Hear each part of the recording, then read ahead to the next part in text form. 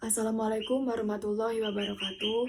Puji dan syukur marilah kita panjatkan kepada Allah Subhanahu wa Ta'ala yang telah memberikan beribu-ribu nikmat. Tidak lupa sholawat dan salam tercurahkan kepada Nabi Muhammad SAW, keluarganya beserta sahabatnya. Semoga kita semua mendapatkan syafaatnya dan mendapatkan petunjuk hingga hari kiamat nanti. Perkenankanlah saya Intan Ainur Rohimah, NPM 18380038, pada kesempatan ini untuk menyampaikan topik yang berjudul Keutamaan Sabar di Tengah Wabah. Hadirin yang saya hormati, sudah setahun lebih pandemi COVID-19 melanda dunia. Sekarang hampir mendekati pertengahan tahun 2021. Tetapi pandemi belum juga reda. Di tengah situasi ini, mari kita sama-sama kembali belajar untuk sabar. Sabar itu penting, terutama di masa-masa sekarang. Corona membuat kita harus mengganti Jumatan di tengah sholat zuhur di rumah. Corona pun membuat mereka tidak bisa menjalankan ibadah umroh. Tanah suci ditutup, 2 tempat haram, Masjidil Haram, dan Masjidil Nabawi diisolasi. Musibah yang benar-benar harus kita hadapi saat ini, masalah terbesar yang kita hadapi adalah ketidakpastian. Meski kita yakin Allah Subhanahu wa Ta'ala pasti menciptakan penyakit sekaligus dengan obatnya. Kesabaran menjadi senjata orang-orang beriman dalam menghadapi ujian seperti sekarang. Allah Subhanahu wa Ta'ala menggambarkan mereka yang bersabar dengan begitu banyak derajat dan kebaikan. Mereka pun dijanjikan imbalan yang begitu besar. Dan sungguh kami akan benar-benar memberi balasan kepada orang-orang yang bersabar dengan pahala yang lebih baik daripada apa yang telah mereka kerjakan. Dalam surat An-Nahl ayat 96. Tidak ada upaya pendekatan kepada Allah Subhanahu wa Ta'ala, melainkan pahalanya yang ditentukan dan dihitung kecuali sabar.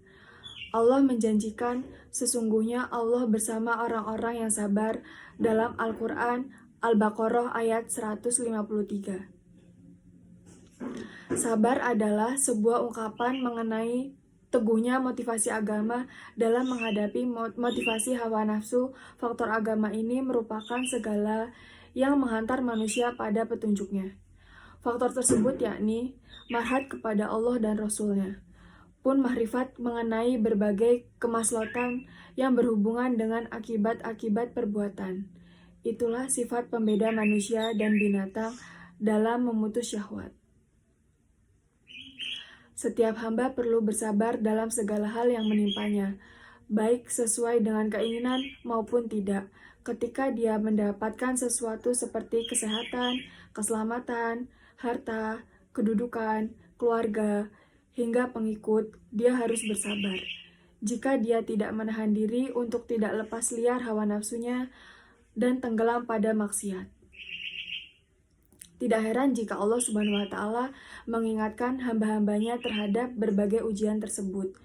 Wahai orang-orang yang beriman, janganlah harta-harta kalian dan janganlah pula anak-anak kalian melalaikan kalian dari zikir kepada Allah. Dalam surat An-Munafikun ayat 9. Menurut Imam Al-Ghazali, kesabaran itu memiliki kedudukan yang paling tinggi. Derajat kesabaran dalam musibah hanya dapat diperoleh dengan meninggalkan kesedihan yang amat dalam. Ada kalanya mereka menangis dengan raungan hingga menyalahkan takdir atas musibah yang dialaminya. Kesabaran membuat kita menjauhi perbuatan itu. Sikap ridho dengan ketetapan Allah Ta'ala serta meyakini itu adalah titipan yang diambil kembali oleh pemiliknya, merupakan sikap terbaik sebagai hambanya. Demikianlah ceramah agama yang dapat saya sampaikan pada kesempatan ini. Semoga dapat bermanfaat bagi kita semua dan dapat kita aplikasikan dalam kehidupan sehari-hari. Lebih dan kurangnya mohon dimaafkan.